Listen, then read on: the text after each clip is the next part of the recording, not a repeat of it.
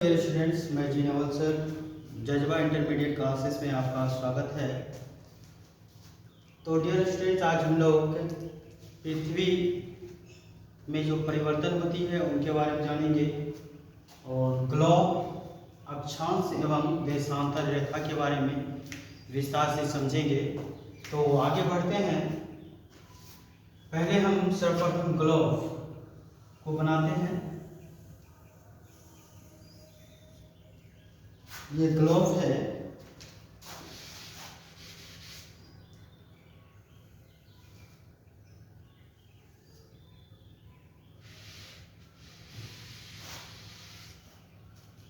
Globe, इस globe का निर्माण सर्वप्रथम अनेक्जी मेंडर ने किया था। अनेक्जी मेंडर ने सर्वप्रथम विश्व का ग्लोब निर्माण किया और ग्लोब में पूर्व से पश्चिम, ग्लोब में पूर्व से पश्चिम जो रेखाएं हैं बीच में, यहाँ होगा बीच, इस रेखा को विषुवत रेखा के नाम से जाना जाता है या 0 डिग्री अक्षांश रेखा के नाम से जाना जाता है। अन्यथा इसे दूसरे शब्दों में कहते इसे भूमध्य रेखा भी कहा जाता है। विषुवत रेखा या भूमध्य रेखा।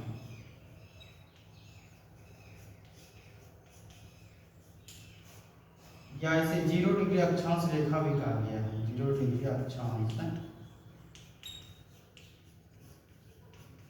रेखा भी कहते हैं, रेखा। तो ग्लोब पर जो पूर्व से पश्चिम की ओर जो बीच में जो रेखा खींची गई है इसे विषुवत रेखा, भूमध्य रेखा या 0 डिग्री अक्षांश रेखा के नाम से जानते हैं। ये विषुवत रेखा संपूर्ण पृथ्वी को 2 बराबर भागों में बांटती है। अर्थात इधर हो गया ईस्ट बोले तो पूर्व ध्रुव और ये पश्चिम ध्रुव।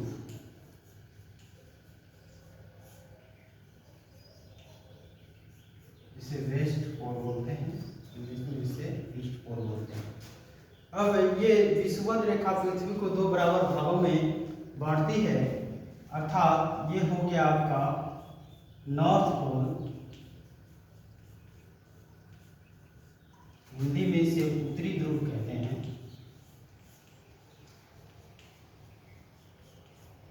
और ये हो गया आपका साउथ पोल,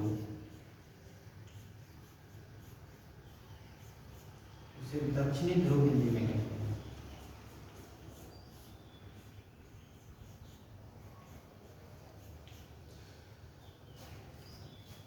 टोटल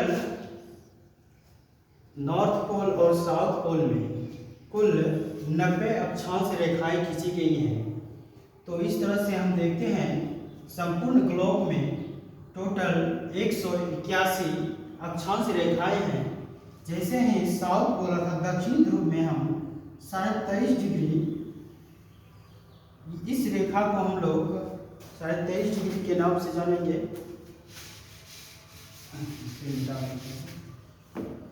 ये 23.5 डिग्री रेखा मकर रेखा के नाम से जानी जाती है। मकर रेखा अर्थात विषुवत रेखा से नीचे 23.5 डिग्री की रेखा को किस नाम से जानते हैं हम लोग? मकर रेखा के नाम से जानते हैं।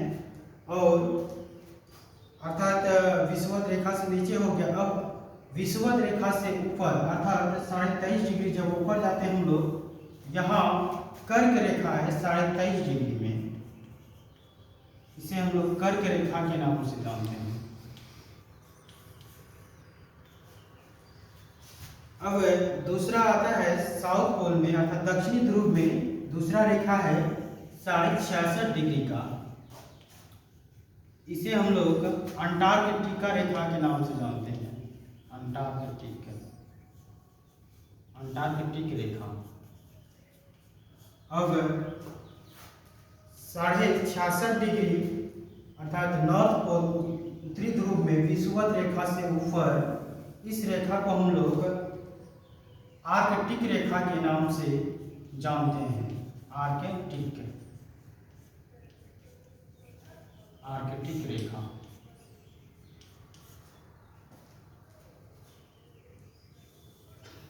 इस तरह से टोटल उत्तरी ध्रुव और दक्षिणी ध्रुव में कुल 90 अक्षांश रेखाएं खींची गई है और उत्तरी ध्रुव में भी 90 अक्षांश रेखाएं हैं और दक्षिणी ध्रुव में भी 90 अक्षांश रेखाएं हैं।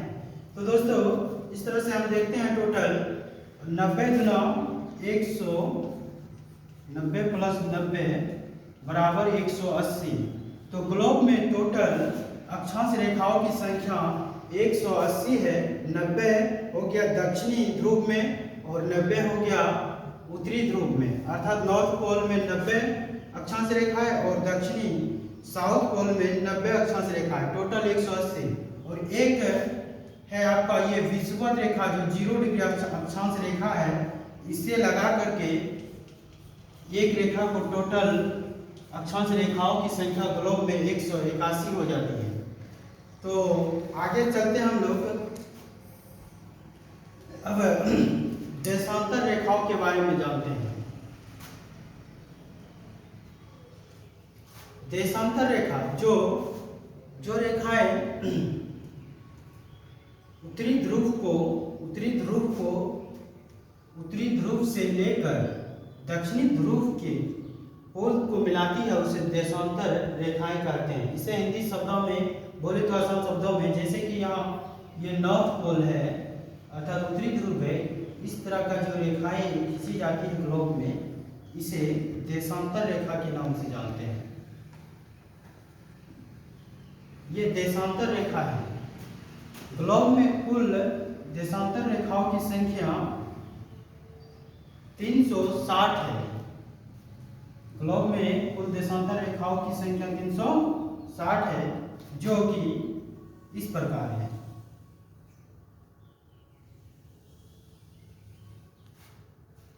इस रेखा को हम लोग देशांतर रेखा के नाम से जानते हैं। देशांतर।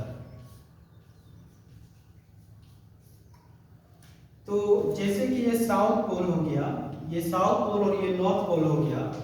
अब इधर का जो भाग है ये पूर्व का भाग हुआ, अर्थात पूर्व ध्रुव हुआ, अर्थात बोले तो ईस्ट पोल हुआ, और ये इस साइड के भाग को हम लोग वेस्ट पोल बोलेंगे। ये हो गया आपका पूर्व भाग, अर्थात यहाँ साउथ पोल का जो मूल बिंदु है, यहाँ से इस साइड के भाग में कुल 180 190 देशांतर रेखा है। साउथ पोल से यहाँ तक कुल इस देशांतर रेखाओं की संख्या कुल 190 है, और यहाँ साउथ पोल से पश्चिम भाग अर्थात वेस्ट पोल में देशांतर रेखाओं की संख्या भी 190 है। इस तरह से हम देखते हैं देशांतर रेखाओं की कुल संख्या, देशांतर रेखा की कुल संख्या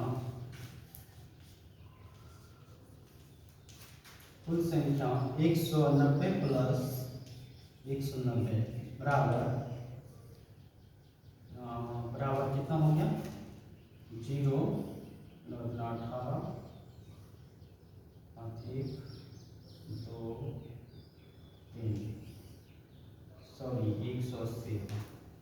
यहाँ जो है 180 है, सॉरी ये 180 है, 8, 9, 16, 360। तो ग्लोब में देशांतर रेखाओं की संख्या कुल 360 है, जो कि इस प्रकार है। अब इसमें मूल सवाल क्या है कि ग्लोब में देशांतर रेखाओं की सबसे कम दूरी किस जगह होती है? देशांतर रेखा किस जगह सबसे कम दूरी पर होती है, अर्थात निम्नतम दूरी पर होती है?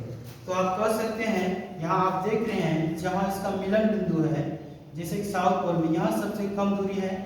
और अगर पूछा जाए कि ग्लोब में सबसे देशांतर रेखाओं की दूरी अर्थात सबसे ज्यादा दूरी कहाँ है, तो आप यहाँ विषुवत रेखा पर देख सकते हैं। ये जो भाग दिखाई दे रहा है, ये देशांतर रेखाओं की सबसे ज्यादा दूरी है। अब आगे चलते हैं हम लोग।